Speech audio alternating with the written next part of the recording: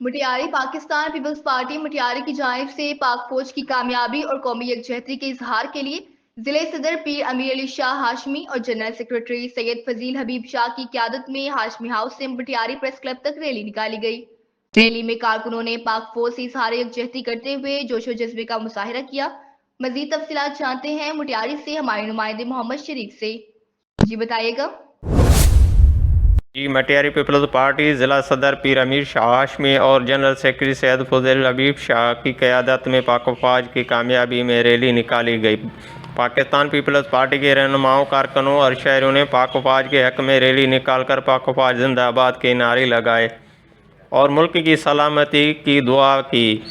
اس موقع پہ رہنماؤں نے کہا کہ پاک افواج ملک کی خود مختاری اور امن کی ضامن ہے۔ ریلی پیپلز پارٹی کے چیئرمین بلاول بھٹو زرداری اور پیپلز پارٹی سندھ کے صدر نثار کھڑو کی ہدایت پہ نکالی گئی۔